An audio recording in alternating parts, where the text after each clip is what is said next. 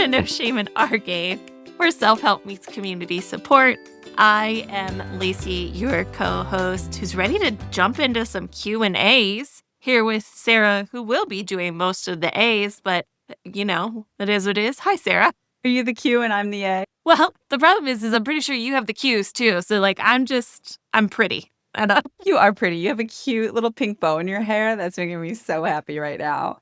Yes. So last week we talked about holiday mindset, which I actually got a lot out of myself. I'm hoping some listeners did too. And I'm really excited to help people through that process that we made up in real time. And then we have some actual Q&As that are specific to holidays.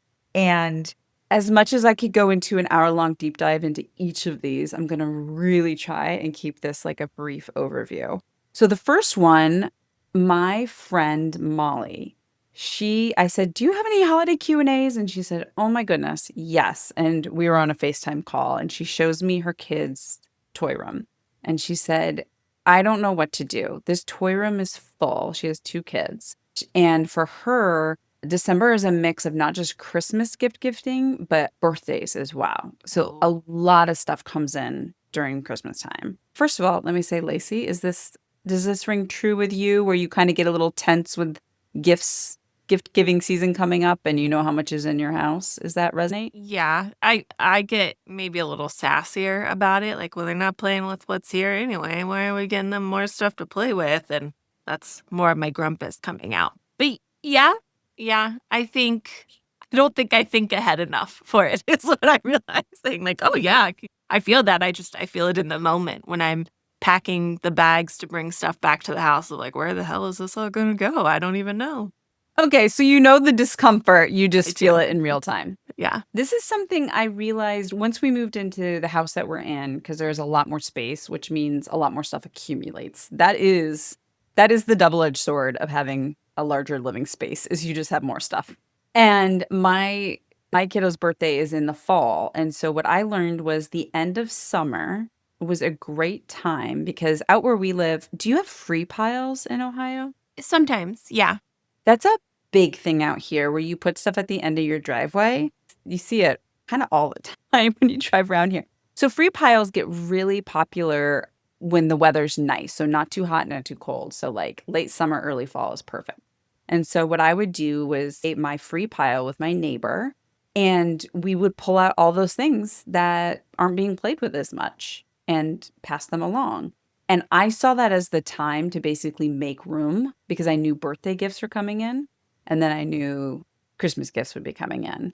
So I would intentionally take that time to put those out there. I know this goes into like a whole decision tree about like how do you decide what to get rid of, what to sell, what to donate. That's a whole other episode, which we have actually touched on previously. But then my friend asked, well, do I have the kids be a part of this? And I said yes, because I strongly feel that we are raising our children to know how to manage their own homes. We're raising future home CEOs. I think it's important to have a conversation about why. Why do we need to get rid of stuff? Well, if you want to receive more new, you got to make room. It physically has, like, there's just a practicality to it. It physically has to go someplace. Make a limit or a parameter. Like, we need to get rid of 10 toys or have a box. We need to fill up this box, right? And have that conversation about why we're doing it. And also, I learned this from a childhood educator when my son was little, which is there's kind of a fine like a window of the number of toys that's ideal. You want to have choices, but if you have too many toys, the kids actually don't engage because it's overwhelming. So there's also just like this practicality to like, is there just too much damn stuff? And because that was one of the things of like, I hear parents all the time. We go over to so-and-so's house and they play with this toy that we have at home, but they never use it at home. It's like, well, maybe it's just the selection is different. Yeah. Does that feel true at all to you, Lacey? Yes. I'm also over here thinking about my own situation. I have the most sentimental children in the world. And so getting rid of things is very hard for them. They're getting better at it. They are getting better at it. And so the idea of preemptively getting rid of things, I don't think would resonate with them. But what I'm thinking is maybe once we have the new toys, we can maybe put them aside at one point and say, oh my gosh, we're so excited for these. We have to make room for these. What can we get rid of? And then you can play with these more. Like, I think they'll need the motivation. And that may be a good route for us. Well, and that's great to know. Yeah, do what works best for your household. Like I said, I do this in fall because that's when free piles are easy. That makes sense for me. I mean, depending on the size of your home and family and your energy, this could be something you do once a month, once every 3 months, or yeah, once the need arises and you're physically holding the new items. But again, I think it's really important that we explain to our kids why Yeah. we're doing this. I actually am running into this right now with my closet. I went on there's this thrift store that I love, shout out Esther's in Omaha, and I got I got so many clothes there that I actually had to borrow a suitcase from my dad because I could not bring back all the stuff I had. But I'm like, "You know what? I cannot put these clothes into my closet until I take out the same number of pieces from my closet. They physically won't fit in my closet. There is just you know that thing, like, where you're shoving something onto the curtain rod? Like, not Absolutely. the curtain rod, the Yeah. hanging what do you call it? The clothes rod? Like, you're, like, trying to, like, shove it, and then you're just, like you're wrinkling it, and you're ruining it. Like, I physically don't have any more room. So I have to get, like, 20 pieces out. So, I could go deeper, but I'm gonna leave it there. Yeah. Do you think that addresses that fully, I Lacey? think so. I Okay. think so. And there were a couple of different ideas of how to approach it there too. Yeah. Look at And we'd us. love to we'd love to hear from you all if you have thoughts or ideas too. This is a Absolutely. this is a conversation, not a one stop. You have to do it this way. It's a back and forth. So, going on to our next Q&A. Oh, holiday decorations. Something that comes up often, and we talked about this in our last episode, how much Lacey loves holiday decorations, right? And it's probably so much easier to bring them out and put them up. That energy and momentum to put them up and versus the energy and momentum to put them away at the end of the season. Does that feel different? This is honestly, Sarah, I'm about to brag about myself. This is the Yes. one thing that I have figured out that it is not hard to put them away. We have specific storage containers. We have specific things for these things. So putting them away is not as much of a hassle because I know where everything goes. Now, the hard part for me is the physicality of bringing like bins in and out is a real bad idea for me because it's just gonna tear me down. So I am relying on old bros to do that part for me. That's really the hardest part for me. But like we have specific ornament bins that we put stuff in. So no, honestly, it's not as hard. Like I'm over here like, no, I remember doing it just fine last year. And that's why. It's because we actually have the storage and the right kind of storage for what we do. Well, and I love that you said that because that was actually going to be my number one response or suggestion is if you have the right containers and you have the number of containers you need for your decorations, like first examine like where's the hard part? Is it the emotional I don't want to bring it down or is it the physical like I don't know where to put this once I take it down? That's something I've done over the years too. I mentioned how I have a very specific outside setup that I like to do. It's very simple, but it brings me joy. Do you know those blue IKEA bags? Yes, They absolutely. they're the best. Do you know the ones that zip up? They have opened ones and then they have zip up ones. All of my outdoor decorations go in this big blue zip up IKEA bag because they tend to like shed a little bit because some of it's like garland and they all go in there. So there's no guessing. It all fits in there because that's where I pulled it out.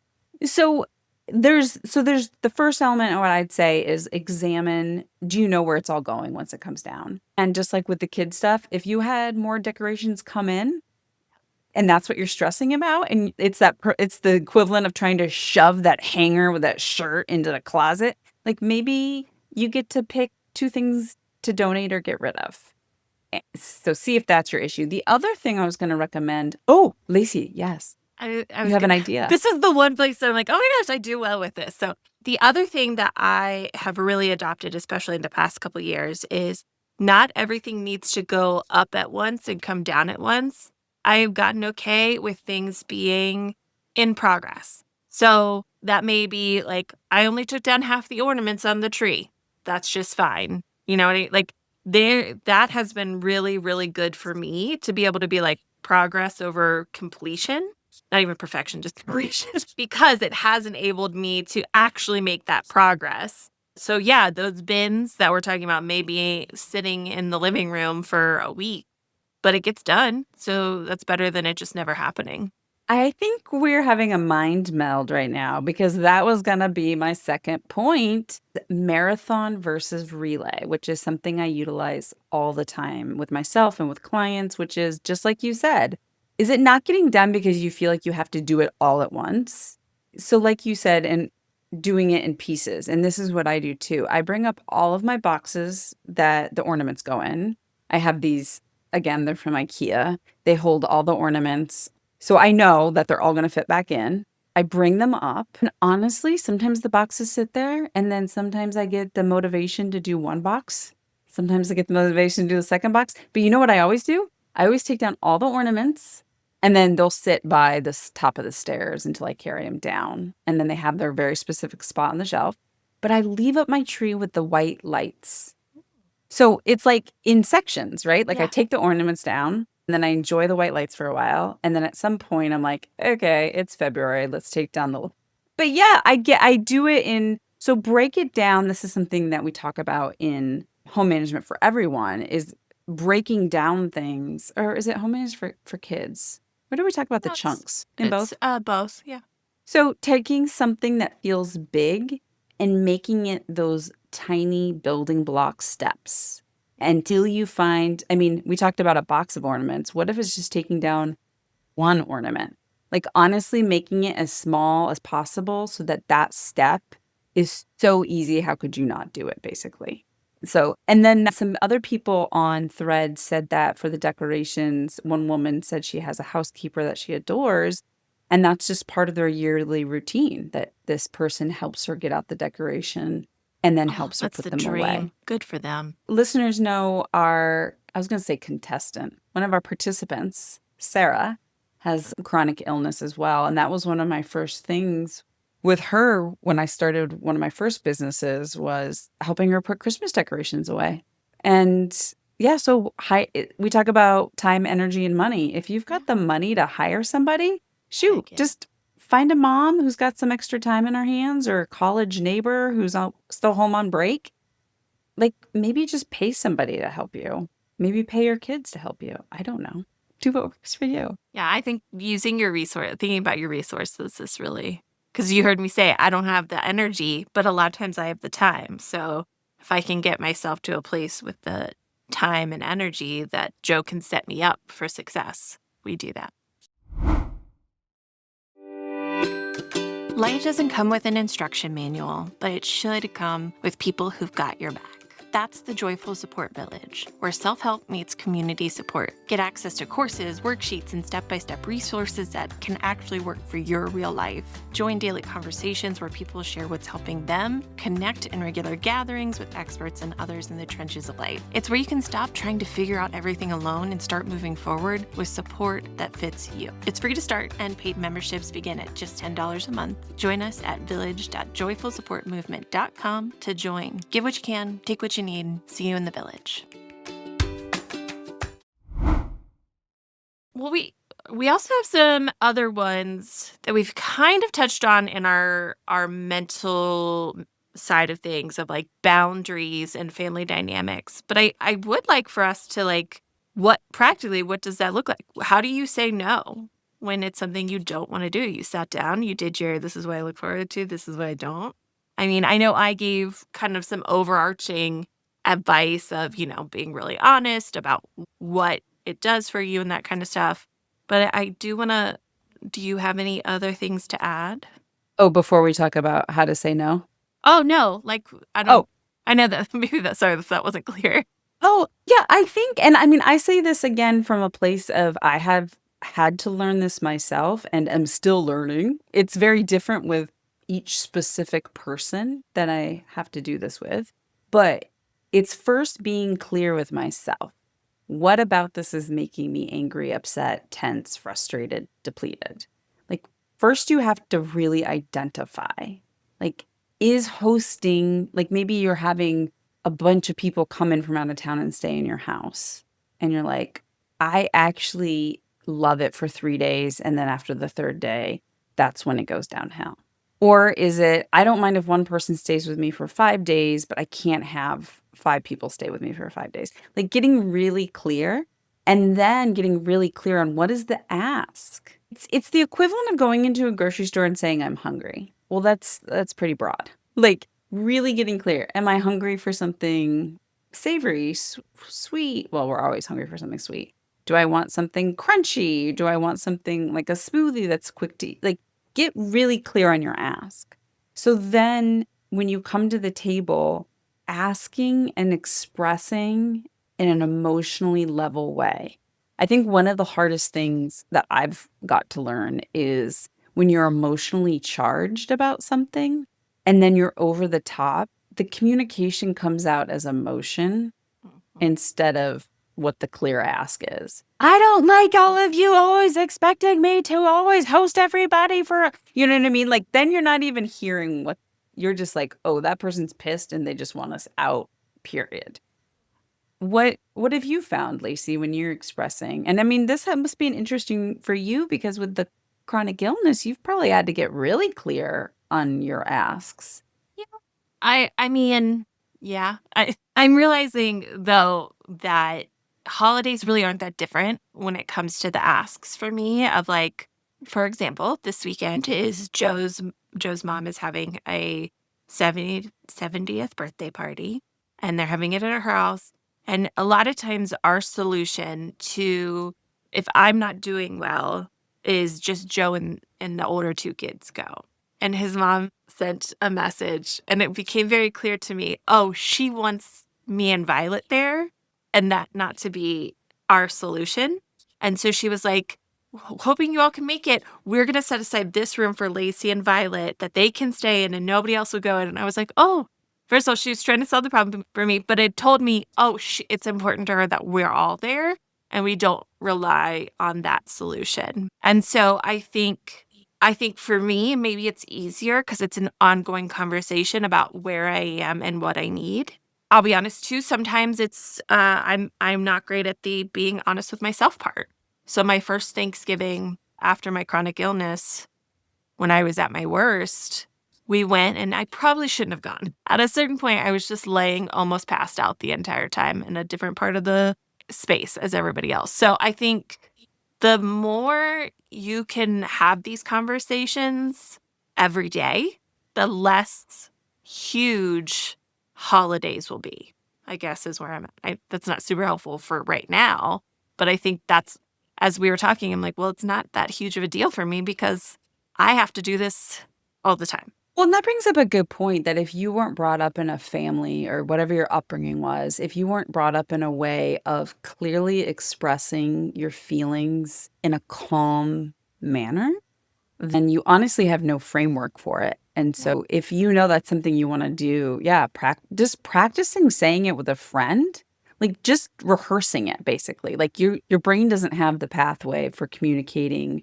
clearly and then asking. I always laugh so hard. One time I said something to my husband about healthy boundaries and I was explaining them and he just said, "I know every one of the words you just said, but I don't understand." So like if there's no foundation for it, it's not going to happen. So first, like if this sounds good to you, but you've never done it, there's resources to help learn how to say that. But to your point about being honest more often, when we had that family member come stay with us just recently, I realized one of the things I really get stressed out about when people come is food.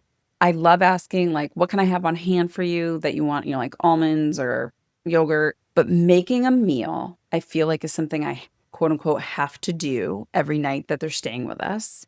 And I'm up for doing it probably once and then I'm peace out. And I was very clear. I just said, hey, I do love to cook, but not all the time. So just so you know, I have one meal planned, and then here are some easy ideas, And she was very open, like, yeah, that's cool, that's fine. So, and that happened with Thanksgiving too, with the turkey, of like, I was very clear. Hey, I don't love cooking a turkey because there's so much demand on the oven. So, yes, like you said, the more you can practice doing that and then working up to maybe the people you have the more intense relationships, which honestly I'm still working on in some areas of my family as well. Absolutely. And I mean, you heard me say it in real time of like, this is something that's happening in our world this weekend. And I am so grateful that his mom was like, hey, like expressing, I mean, she was trying to solve the problem and that kind of stuff. And if she would have just said, I really want you guys there, how can we make it happen? That also would have been great too. I don't necessarily think 2 years ago we would have been able to do that. But because I've had to get so good at this, and this, I think it's created more opportunity for people to do that with us. I feel like we didn't do enough cues. We just was there any that we didn't get to that you wanted to get to? I feel like we touched on some solid cues, Mhm. and we're always open to hear more from our listeners. So if you have a solid cue that you want an A, or if you've already figured out an answer to one of your own questions, you want to share it. This is for you, but part of a community. So please share whatever you have to give, Yeah, and and we'll you let can Lacey. get more direct Q and A's in the village. For our moment of gratitude, I want to ask one of these questions for both of us. And that is, where do I hide presents in my house? Okay, because I know my children will be listening to this. I doubt your son will be listening to this. I feel like we can say it. One thing that I do want to admit is that I am a snooper, so I did find my presents as a child. We recently talked about how I can't handle surprises and not knowing, and so that should surprise no one. Anyway, we have a closet that's right outside our bedroom door that rarely gets opened, so we put it in there. I live in fear for that month where things are in there. That'll be the one time the kids are like playing and try to hide in there and they go in there. And there's something about our hallway that it sounds like someone's right outside of our door, even if they're down the hallway. So for about a month, I just have anxiety because there's no lock on that door. But there it is. Yeah, I think knowing where your kids, what their personality is and how much they like to snoop. Yeah, I have a very boring closet that, yeah, there would be no reason to snoop in there because it's pretty darn boring. So I hide a lot of stuff in there. And then there's also this area in the basement that is out of the way and is also like, it's like that creepy part of the basement where it's Yeah. like a little too dark and too many. So yeah, those are my two places. Were you a snooper, Sarah? You weren't a snooper for you. I was a snooper. You were. That surprises me so. I no, I was. Yeah, my mom, God bless her, kept them in her closet next to her shoes. So, I will yeah. say, this shows you how diabolical I can be if I want to be. I figured out we are a very Christmas list heavy family. So I figured out I could look at my Christmas list that my mom kept and see what was crossed off. And then that's how I wouldn't even need to really look for the presents. I could just look at what was crossed off on the Christmas lists, which then incorporates more than just our house, but like other people giving stuff. So sorry, Wait, on mom. that note, really quickly, I've learned to try to throw my son off the scent because we put presents under the tree right when they're wrapped, but he has a list, and so if it's an item on the list that you'd be able to identify easily from the wrapping, I will throw off decoys with weight and sound and size. At you. Look at I you. actually love I actually love that part. It feels like a little bit of a prank. I love that. All right. Well, we have to say thank you, Lacey, because we have a hungry girl waiting for you. Yeah. So A thank you, hungry Lacey. violet. Thank you, Sarah. Thank you. Thanks for hanging out with us today. I hope this gave you a little bit of permission, a little bit of possibility, and maybe even a spark of, oh, I can try that. Remember, we're not looking for the right step, just your next step, and you don't have to figure it alone. We're in it together. If you do have a question for a future episode, whether it's about home management, budgeting, boundaries, gift getting, etiquette, whatever, literally anything, and you're not sure where to turn, submit it at joyfulsupportmovement.com/submit. And if you want more support like this, come join us in the Joyful Support Village. It's where the conversation continues, and you'll find a whole community of people navigating the messy middles of life right alongside you. We'll catch you next time. No shoulds, no shame, just possibilities.